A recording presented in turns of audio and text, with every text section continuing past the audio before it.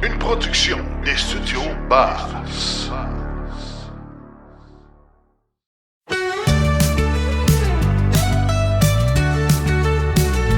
Notre histoire nous sera racontée dans ce passé décomposé.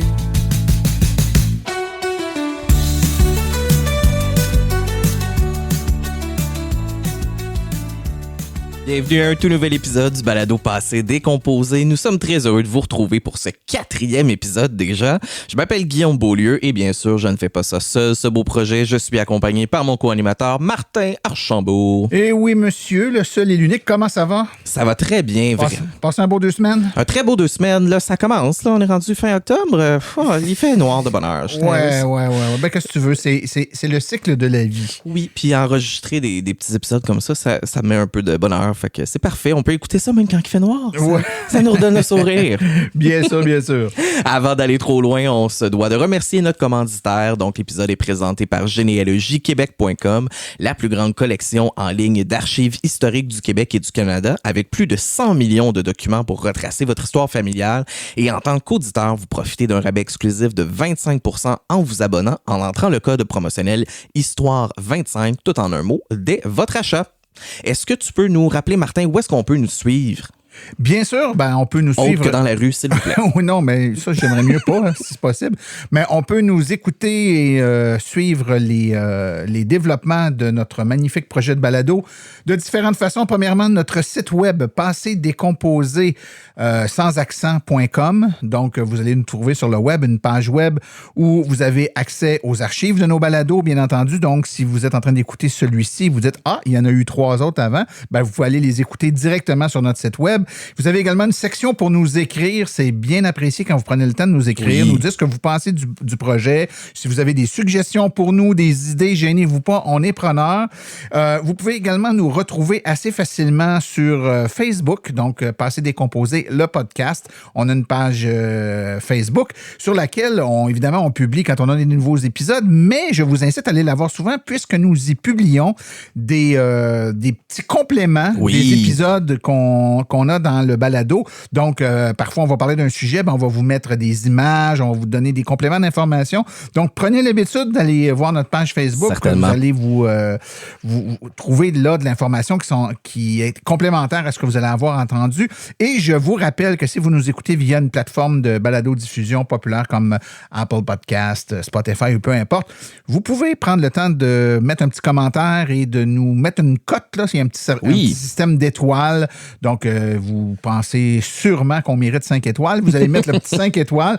Et ce que ça fait, tout simplement, c'est que quand un podcast récolte beaucoup d'étoiles comme ça, la plateforme, l'algorithme fait en sorte que ça va faire apparaître, ça va suggérer plus souvent ce podcast-là puisqu'il semble populaire, ce qui est très bon pour nous et ne vous coûte absolument rien. Tout à fait. Puis en vous abonnant aussi là, sur les différentes plateformes de balado-diffusion, en fait, c'est que les épisodes vont être téléchargés automatiquement. Donc, plus besoin de se demander s'il est là. Il va apparaître tout simplement à tous les... en fait, un vendredi sur 2, l'épisode va apparaître dans votre balado. Est-ce que tu es prêt pour commencer cet épisode? Je suis prêt, mon ami. Je t'écoute. De quoi parle-t-on aujourd'hui? Pour notre actualité généalogique, je vous parle de généalogie et de religion parce qu'il a été confirmé cet été grâce à la généalogie et à l'ADN que le pape Léon XIV a des origines québécoises. Québécoises. Oh oui! C'est le généalogiste Claude Krieger qui a piloté le projet avec l'aide de 2 linguistes qui en est venu à cette conclusion. Le lien passe par Céleste Olympie de Grandpré, qui est l'arrière-arrière-arrière-grand-mère maternelle du pape.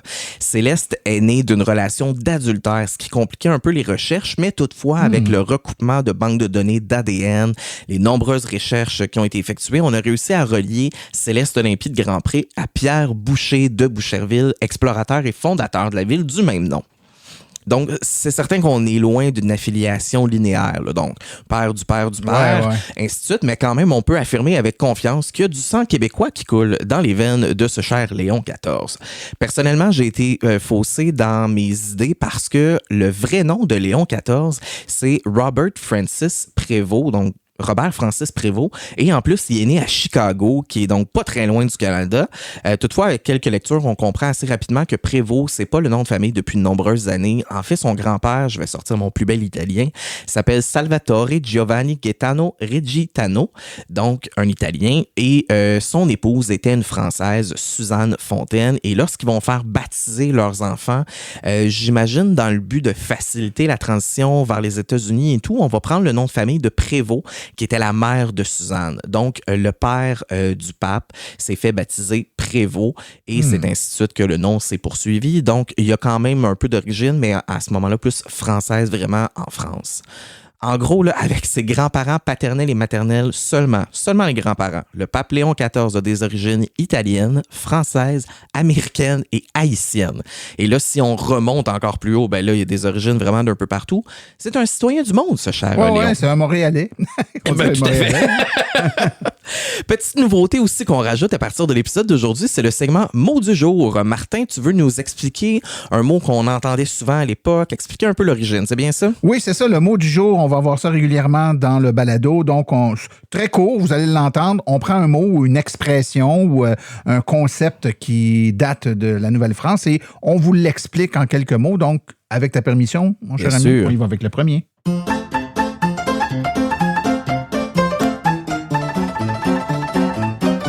Le mot historique du jour. Le fameux canot d'écorce est une invention des Premières Nations, bien avant l'arrivée des Européens. Construit avec de l'écorce de bouleau, du bois et de la résine, il était léger, solide et parfait pour naviguer sur les innombrables rivières et lacs du territoire. Les colons français l'ont rapidement adopté et ont gardé le nom, et l'objet est devenu indispensable aux explorateurs et aux coureurs des bois. Le canot d'écorce, c'est donc plus qu'une embarcation. C'est un symbole de rencontre entre cultures et un pilier de l'histoire canadienne. Et voilà, donc, canot d'écorce. Très belle entrée en matière. Moyen de transport. Ben, effectivement. Donc, on le sait, effectivement, pour les moyens de transport, c'est possiblement dans les choses qui ont le plus évolué avec le temps et avec raison quand même. Sans transport, ben, on oublie la colonisation, on oublie la chasse, la pêche, le commerce de fourrure. Se déplacer, c'est pas juste important, c'est essentiel et vital même. À l'époque, c'est définitivement l'eau qui va agir à titre de route et d'autoroute. Bon, t'en as parlé, effectivement. On doit quand même plusieurs inventions aux Autochtones, dont le canot d'écorce, les raquettes, le toboggan. Rapidement, là, pour le canot d'écorce, en fait, était fait de bouleau et permettait les déplacements sur des grandes distances. Comme il est léger, on peut le transporter lors des portages, c'est-à-dire lorsque la navigation d'une rivière devenait dangereuse ou impossible, on le mettait sur ses épaules et on avançait. Il y avait une période plus propice pour la fabrication des canots qui était le printemps, donc avant de partir pour les grandes pêches saisonnières. Au printemps, la température est plus agréable, le bois est plus facile à travailler, puis on s'assurait d'être prêt pour l'été. On va donc prendre des grandes pièces d'écorce de bouleau qu'on cousait avec de la racine d'épinette et qu'on va recouvrir ensuite de résine pour s'assurer que ça tienne, mais surtout pour que l'eau ne puisse pas rentrer, évidemment. C'est un peu la base.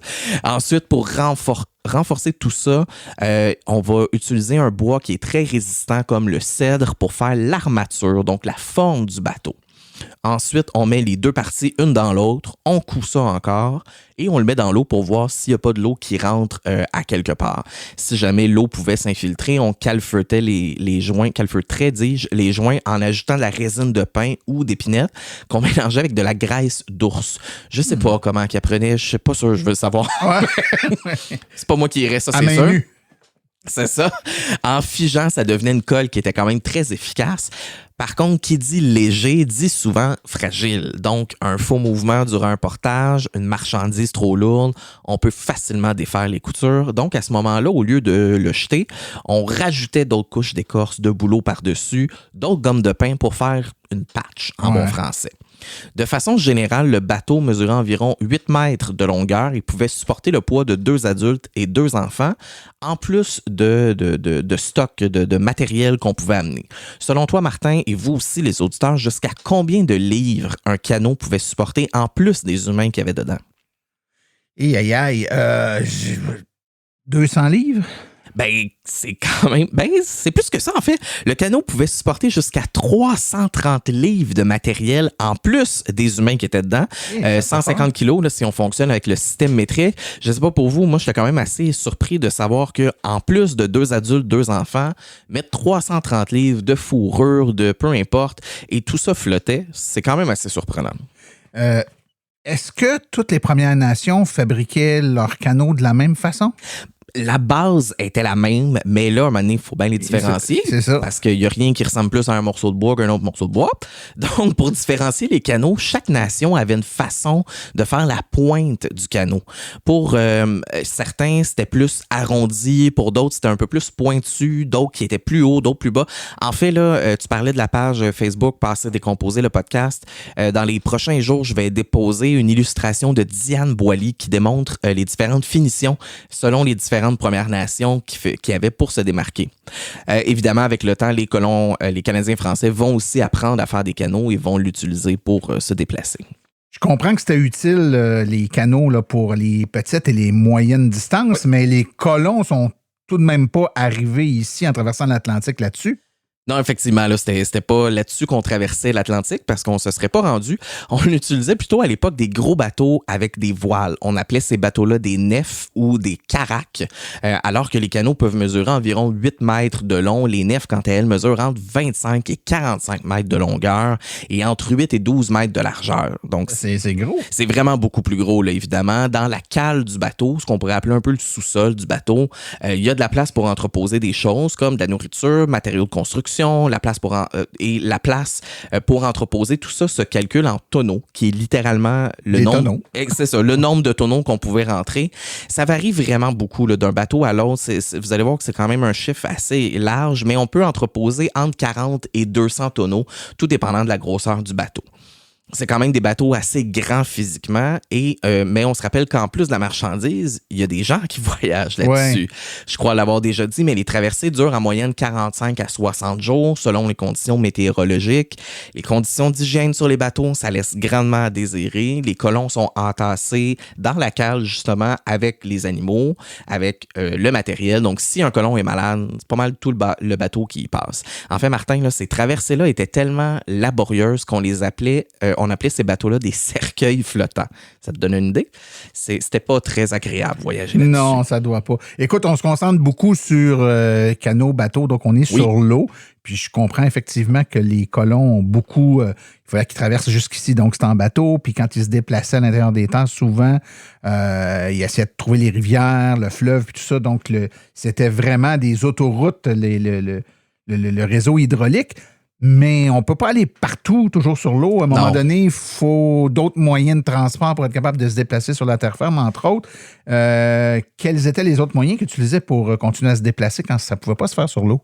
Bien, tu as raison, le bateau va être très utile quand c'est proche de l'eau. Si on est plus proche de l'eau, rendu là, ça devient un peu difficile.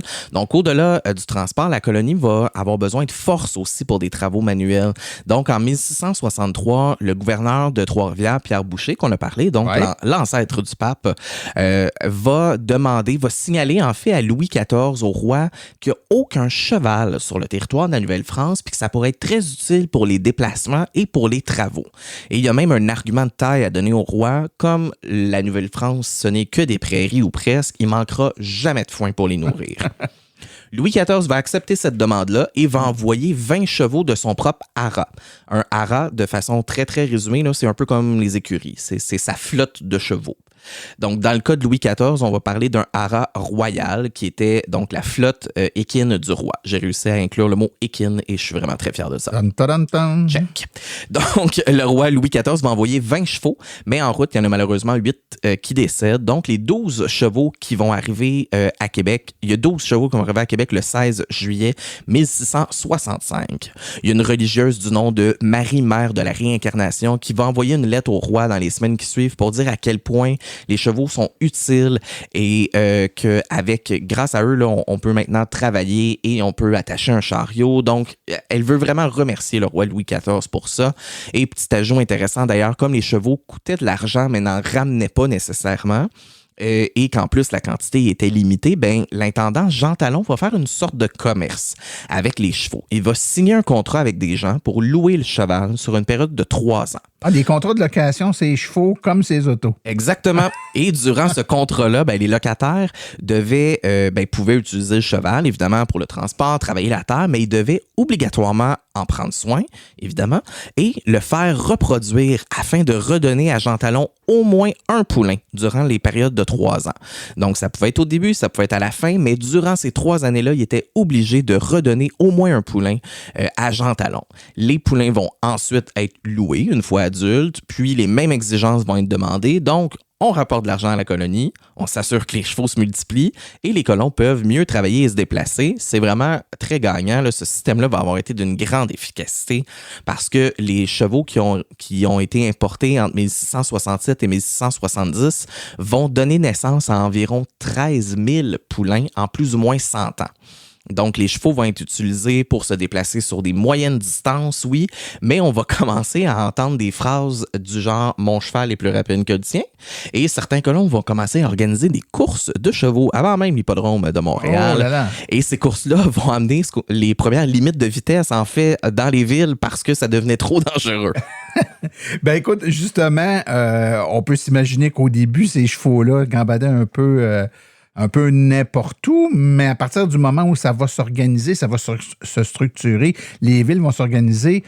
Pour se déplacer, il va bien falloir construire un réseau de routes, de rues, ce qui n'était peut-être pas quelque chose qui d'emblée était fait avant qu'il y ait des moyens de transport. Comment on va s'y prendre pour tout ça? Oui, effectivement, là, le cheval se déplace, lui, pas mal un peu partout, mais la charrette qui va tirer, par exemple, elle se déplace pas aussi facilement. Donc, on va avoir besoin de routes carrossables pour relier les 3 grandes villes de la Nouvelle-France, soit Québec, Trois-Rivières et Montréal. À ce moment-là, c'est les 3 villes les plus importantes. Cette route-là va s'appeler le Chemin du Roi et la décision de la construire va revenir au Conseil souverain de la Nouvelle-France. Juste pour s'assurer là, qu'on ne dise pas n'importe quoi, je vais spécifier que c'est la première route carrossable qui reliait ces 3 villes-là ensemble. Il y avait déjà d'autres routes carrossables en Nouvelle-France, oui, mais à beaucoup plus petite échelle. Là. Donc, c'était vraiment la première qui reliait tout ça. Le projet reçoit l'aval du Conseil en 1706. Par contre, ça va prendre 25 ans avant que le chantier se mette en branle. Quand on pense que ça a pris environ 30 ans rejoindre les 2 parties de l'autoroute 30 en Montérégie, on voit que plus ça change, plus c'est pareil. Ça va prendre 6 ans avant que la route soit totalement complétée. À l'époque, le chemin du Roi fait 7,4 mètres de largeur et s'étend sur 280 km. Quand même. Quand on pense que cette route-là a été faite il y a 300 ans, avec une moyenne de 46 km par année, on n'a vraiment pas les moyens qu'on a aujourd'hui. On ne peut pas travailler nécessairement l'hiver. C'est donc quand même assez impressionnant d'avoir fait tout ça en si peu de temps. La route reliait l'actuel Vieux-Québec à l'actuel Vieux-Montréal et traversait 37 seigneuries où vivait la majorité des habitants de la Nouvelle-France. À cheval, le trajet Québec-Montréal durait entre 4 et 6 jours selon la météo et il existait 29 relais qui offraient aux voyageurs un endroit pour se reposer, un peu comme il y a les aires de repos qu'on appelle les rest areas. C'était l'ancêtre finalement des aires de repos. Oui. Écoute, est-ce que le cheval va rapidement au fil du temps être remplacé par quelque chose de plus moderne ou il va quand même rester présent longtemps? Le cheval va être utilisé vraiment très longtemps, jusqu'au début des années 1900. Là. Donc, on est quand même 200-300 ans plus tard. Ça va rester ce qui est encore le plus commun comme moyen de transport. Malgré ça, on va quand même continuer, évidemment, de trouver des façons de faire, des meilleures façons de faire, surtout pour rentabiliser en créant le transport en commun. Donc, vers 1830, les premiers trains et chemins de fer vont faire leur apparition au Québec. Au Québec, on va inaugurer la première ligne de chemin de fer en 1836 et elle va relier les villes de La Prairie et Saint-Jean-sur-Richelieu en Montérégie, soit un trajet d'une 20aine de kilomètres. Il y a aussi la ligne du Grand Tronc, qui est une des lignes principales qui va être inaugurée en 1860. Celle-là est quand même assez impressionnante là, parce qu'elle relie la ville de Sarnia, qui est à la frontière de l'Ontario et du Michigan, dans le sud de la province de l'Ontario, jusqu'à Rivière-du-Loup. Dans le bas du fleuve, c'est un trajet de 1300 km environ. Là. D'autres lignes secondaires vont s'y greffer, ça va agrandir le côté ferroviaire. Du côté de l'Est, il va y avoir l'intercoloniale qui va être complétée en 1876, qui, elle, va relier plutôt les maritimes au Québec. En tout, c'est environ 5600 km de voies ferrées qui va exister, donnant une importante place au chemin de fer dans le transport terrestre jusqu'aux années 1930 environ. Il va avoir ensuite le tramway qui va être populaire, mais sa durée de vie va être beaucoup plus courte. En 1892, le Rocket, qui est un service de tramway électrique, va voir le jour. Clairement, pour l'expert en électrification des transports que tu es, c'est rien de surprenant, mais je t'avoue de savoir qu'à l'aube du 20e siècle, d'avoir un tramway électrique, ça m'a quand même vraiment surpris.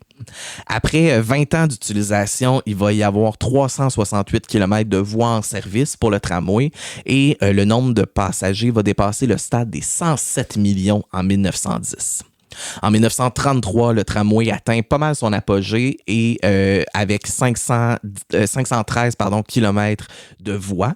Et pour ce qui est de Québec, les tramways sont intégrés en 1897, donc 5 ans après Montréal, va atteindre son apogée vers 1932. Et en 1948, c'est le dernier véhicule en circulation qui est retiré, donc une durée de vie beaucoup plus courte que les autres moyens de transport. Et on rappelle que dans les 5 dernières années, un projet de tramway à Québec aura fait surface.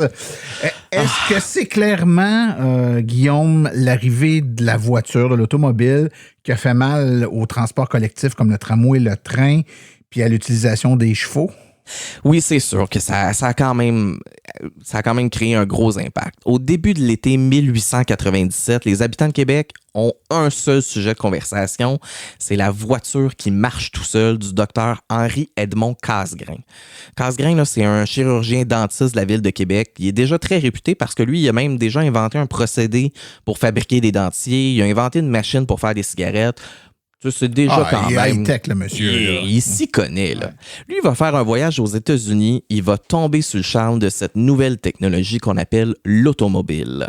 Il va faire venir de France en pièces détachées son auto qu'il va assembler lui-même.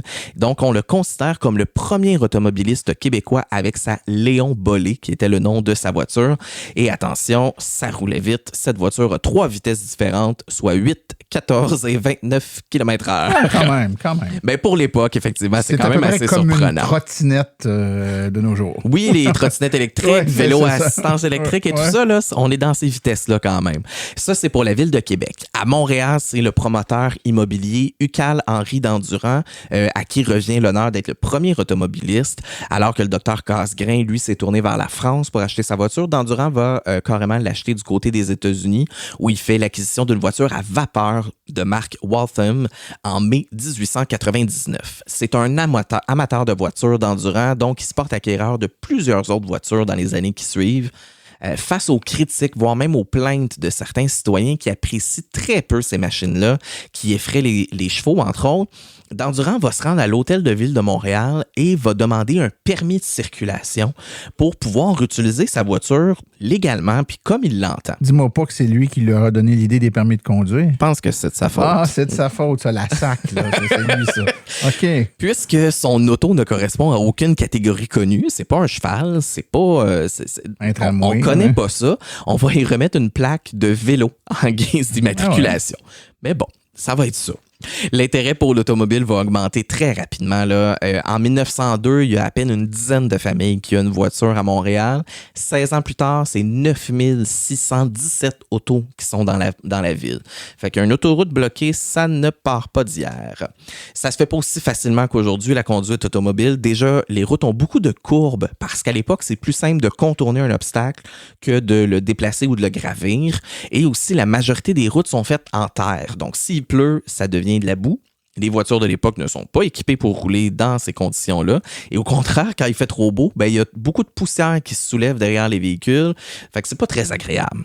C'est de la façon dont tu nous décris ça, ça devait être, et les règles n'étaient pas ce qu'elles sont aujourd'hui, ni la fabrication des véhicules, ça devait être passablement dangereux, là. Quand même, oui. Pour se protéger, là, on va utiliser des cache-poussières, on va utiliser des casquettes à visière énormes, puis même certains vont utiliser des masques.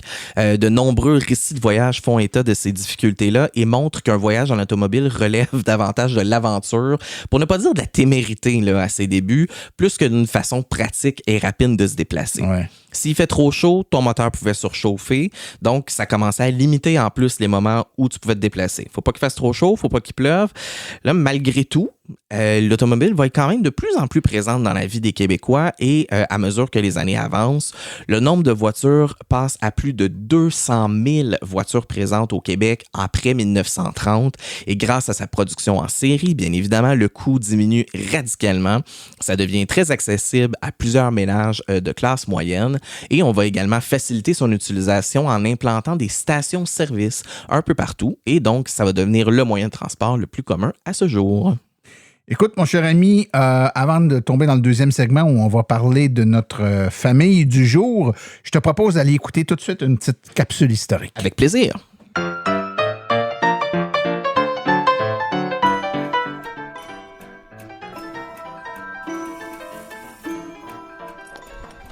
Imaginez, nous sommes en 1899. Les rues de New York fourmillent de chevaux, de charrettes et de piétons. Et d'étranges véhicules sans attelage qui avancent en silence, propulsés par une force invisible. Non, ce n'est pas de la science-fiction. Ce sont des voitures électriques. Oui, vous avez bien entendu, à la toute fin du 19e siècle, les premières voitures électriques roulent déjà. Et à cette époque, elles sont plus populaires que les voitures à essence.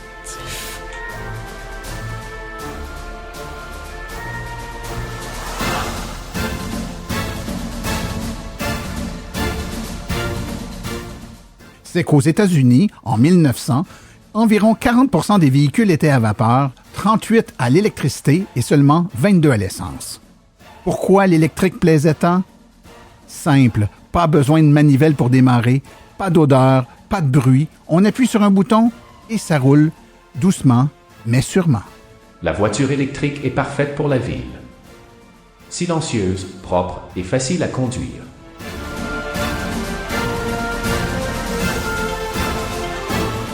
L'une des premières vedettes du genre, c'est la Columbia Electric Runabout, capable d'atteindre 25 km/h. Une belle performance pour l'époque. Et l'autonomie, environ 60 à 80 km, selon le modèle. Les voitures électriques sont surtout prisées par les femmes, parce qu'elles sont jugées plus simples à utiliser et plus élégantes. Un argument marketing déjà bien rodé.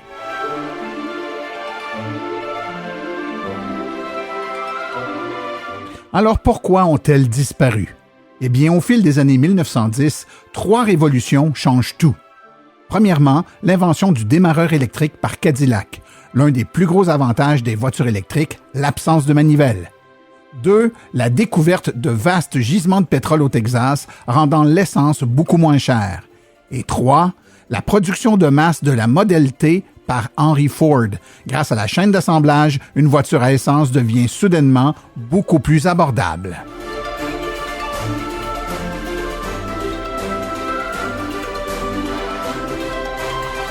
Résultat, l'électrique recule, lentement mais sûrement. En 1930, il ne reste presque plus de véhicules électriques sur les routes. Elles deviennent une note de bas de page dans l'histoire automobile.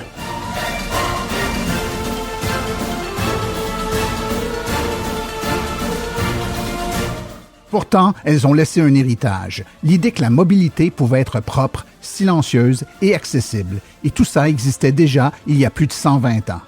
Aujourd'hui, en voyant une voiture électrique passer en silence, on ne pense pas toujours aux pionniers de la Columbia ou de la Detroit Electric. Et pourtant, c'est un retour aux sources.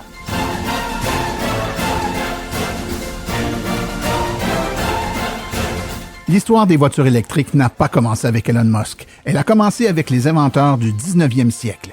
Passionnés, ingénieux et un brin visionnaire. Comme quoi, parfois, pour aller de l'avant, il faut regarder en arrière.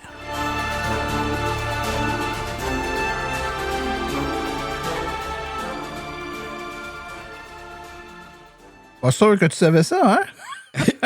Pour vrai, mettons, être dans une partie de Génie en herbe, là, j'aurais clairement pas la bonne réponse. Une voiture électrique au début des années 1900. Ah, tout à fait. Pardon. Il y avait, dans la ville de New York, au début des années 1900, il y avait une compagnie de taxis électriques qui possédait une 50aine de taxis électriques avec un immense garage où les taxis allaient se stationner pour se recharger, pour se brancher. Si vous faites des petites recherches, et ça pourrait faire partie des références tout qu'on à fait. mettra sur notre page Facebook de Passer Décomposé, le podcast. Vous pourrez voir un peu, là, je vous mettrai des publicités de véhicules électriques, de chargeurs pour véhicules électriques au début des années 1900 et la dite compagnie de taxi, là, vous allez voir.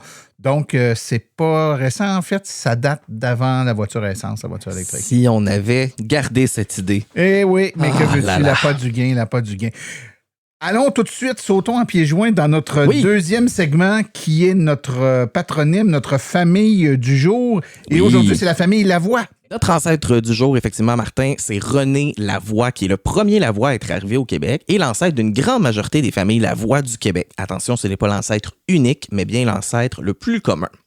René, c'est le fils de René Lavoie, père, et Isabeau ou Isabelle Bélanger, qui est né et baptisé le 28 novembre 1628 dans la paroisse de Saint-Maclou, dans la ville de Rouen, de la région de la Normandie en France. Comme c'est dans la région de la Normandie, la ville de Rouen est donc dans le nord-ouest de la France, à environ 130 km au nord-ouest de Paris. Si on a des auditeurs qui ont la chance d'y être allés ou qui iront bientôt, je vous suggère fortement d'aller voir l'église de Saint-Maclou. L'église a été construite entre 1437 et 1517 dans le centre de ce qu'était la ville de l'époque.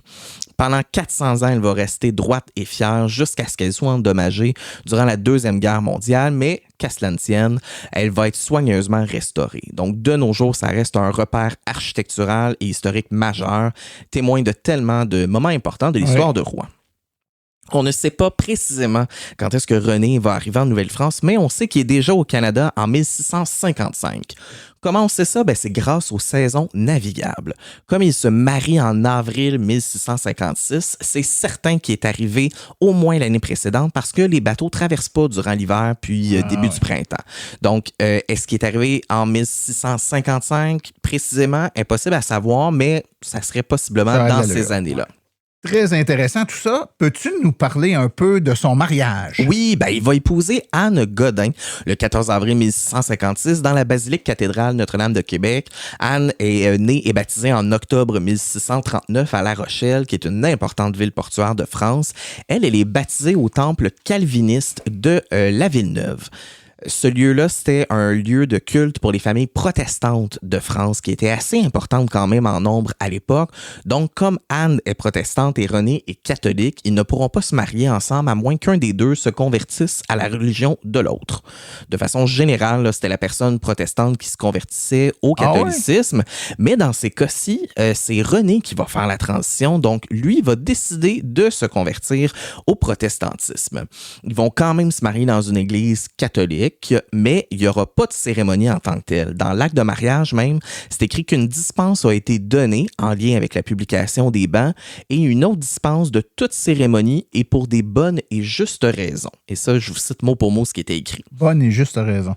Exactement. C'est pas écrit textuellement là, que c'est dû à la religion.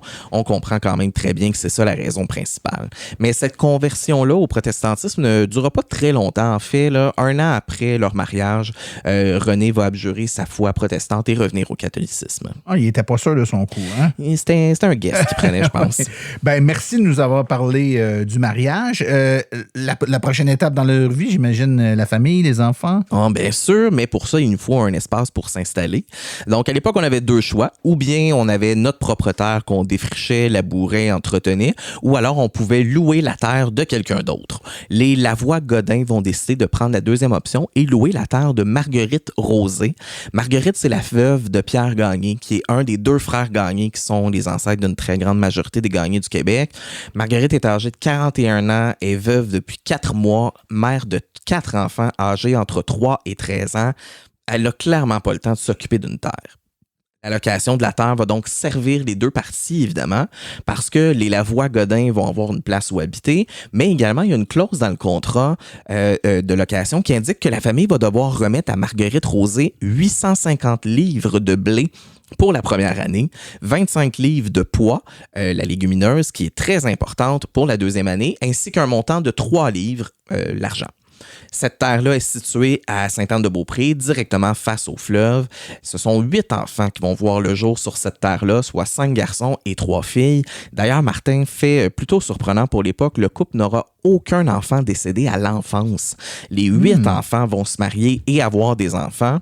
Le troisième enfant du couple, qui s'appelle également Anne, va être la première à décéder à seulement 22 ans à la suite d'un accouchement difficile, mais les autres vont vivre quand même assez longtemps.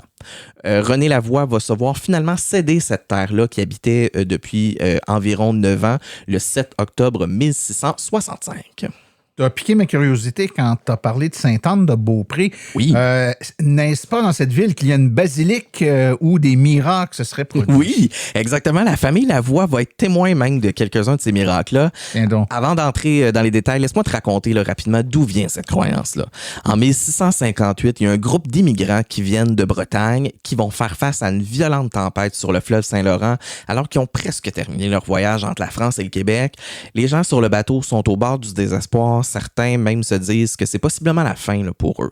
Ils vont donc décider de se rassembler et prier Sainte Anne, qui est vénérée en Bretagne, qui est la grand-mère de Jésus, donc la mère de Marie. Ils vont même ajouter dans leur prière que si jamais ils survivent à tout ça, ils vont construire un sanctuaire en l'honneur d'Anne. Ah, ils se sont trop avancés. Là. Ben, tu sais, ils se sont mis un peu les attentes dettes. très hautes. Il y avait des là. dettes, Oui. des divines dettes. Dans les heures qui vont suivre, la tempête va se calmer miraculeusement et ils vont pouvoir atteindre leur destination sans aucun encombre. Donc, fidèles à leur prière, ils vont construire une chapelle en leur honneur. Et celle qu'on voit aujourd'hui tout près du fleuve, c'est pas la même qu'à l'époque. Là. Elle a été détruite, reconstruite, déplacée et tout ça, mais c'est quand même celle qu'on voit lorsqu'on arrive à Québec. Comme mentionné, René et Anne vont être témoins eux aussi de miracles. Ils avaient entendu parler de Louis Guimont, qui est l'ancêtre unique de la famille Guimont, qui avait soudainement guéri d'une grande douleur aux reins qui l'infligeait. Une douleur aux reins. On rappelle que les reins, ce qu'on appelait les reins à l'époque, c'était mal de dos. Hein? Exactement. C'était pas le rein. On savait probablement même pas qu'il y avait un organe qui s'appelait le rein. Donc oui, c'est dans le bas du dos. Mon grand-père disait ça, j'ai mal aux reins, mais Mal ça aux tenait le reins. bas du dos. Ouais. La famille va donc parler de ce miracle-là à Esther Ramage, qui est la mère d'Anne Godin. Selon les récits, là, ça faisait environ 18 mois qu'Esther était courbée sur elle-même, incapable de se redresser correctement. Elle était même obligée de se déplacer avec un bâton. Après avoir prié la Sainte-Anne, Esther va réussir à se remettre droite et va même pouvoir laisser tomber son bâton qui lui servait de canne. Les Jésuites vont écrire dans les registres que ce miracle-là va grandement aider la famille Lavoie-Godin à renouer avec le catholicisme, eux qui ont été protestants quand même là, pendant quelques années. 2 ans après cette guérison miraculeuse-là, c'est au tour d'Élie Godin, le père d'Anne, de prier la bonne Sainte-Anne comme il est atteint d'hydropisie. L'hydropisie, là, c'est un ancien terme qu'on utilise pour signifier un enflure avec du liquide. Okay. C'est à peu près ça. De ce que j'ai lu, là, c'était un terme un peu fourre-tout qui va disparaître avec le temps quand on va être capable de mieux diagnostiquer différentes maladies. À l'époque, t'es enflé, il y a de l'air d'avoir du liquide organique là-dedans. C'est une hydropisie. OK, on sait pas où. Là, on sait pas clair. Dit pas où. Tout ça pour dire qu'Élie va prier la bonne Sainte-Anne et va retourner voir le curé quelque temps après en lui disant ceci, et je vous cite mot pour mot. « Monsieur, je suis guéri. Permettez-moi de me lever. Pendant que vous étiez à l'église, comme je lisais mon chapelet, je me suis doucement endormi et j'ai vu, pendant mon sommeil, 2 vénérables dames qui se sont approchées de moi et dont l'une tenait en sa main une boîte qu'elle a ouverte, où j'ai vu dedans un chemin fort long et fort étroit qui conduisait au ciel. À cette vue, je me suis trouvé rempli de consolation et tout soulagé de mon mal. » Voilà, il va guérir tout miraculeusement. C'est-tu pas beau? Puis comment vont se terminer les derniers jours de notre ami René Lavoie? En fait, René va devenir veuf très rapidement. Anne décède le 28 février 1678, 40 jours après avoir donné naissance à son dernier enfant, Joseph. Elle était âgée de seulement 38 ans à son décès.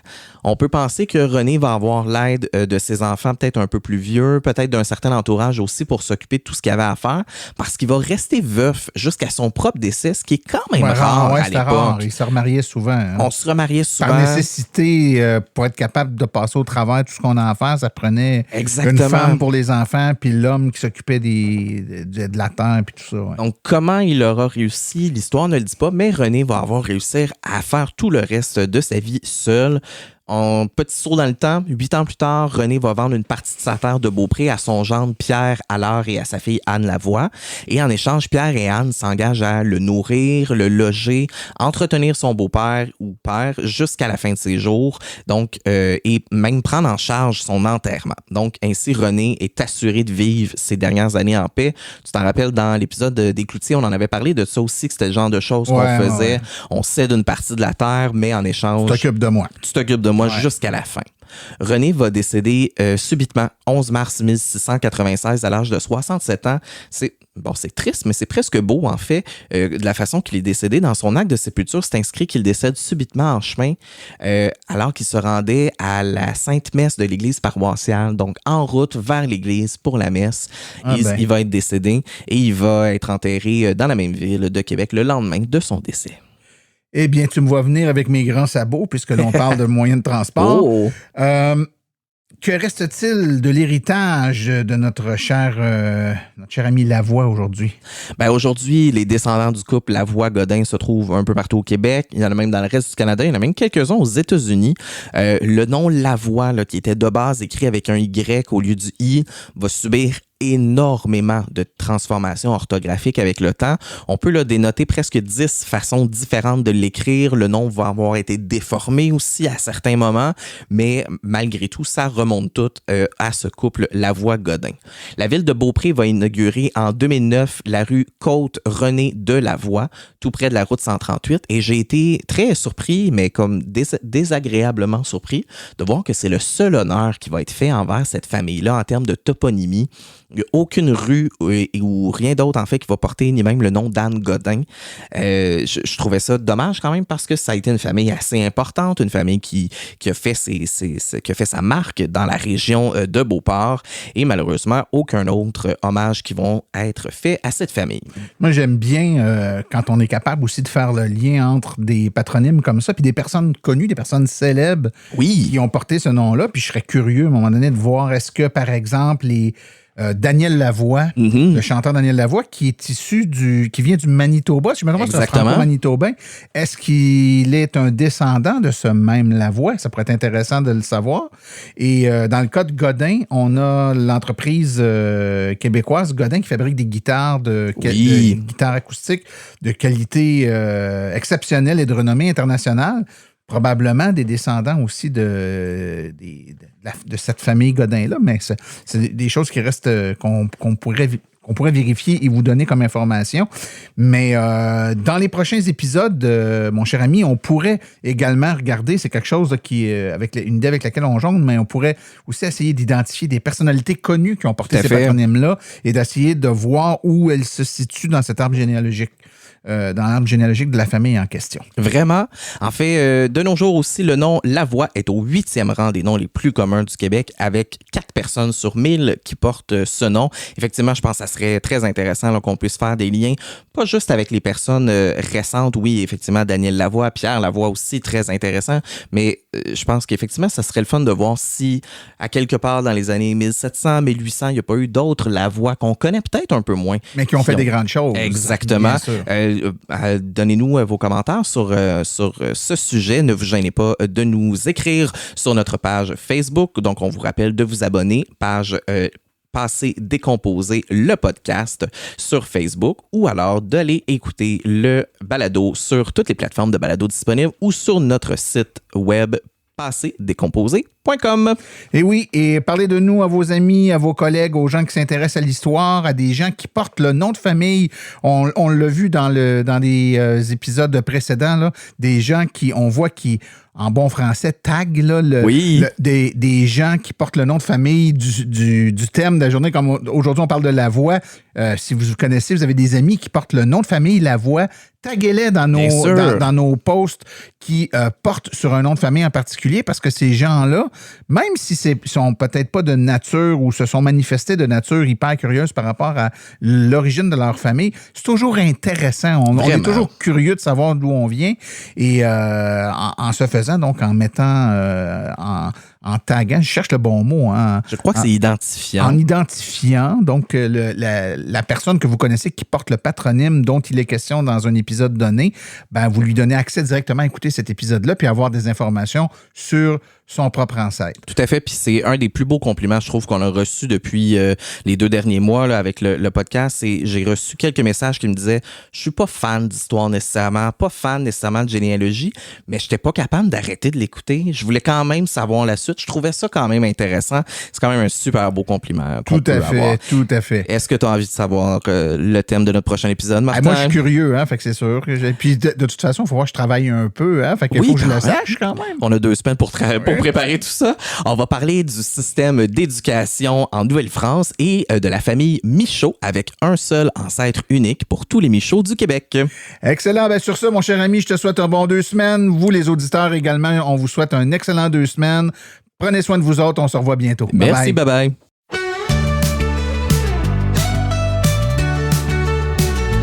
Notre histoire nous sera racontée dans ce passé des contes.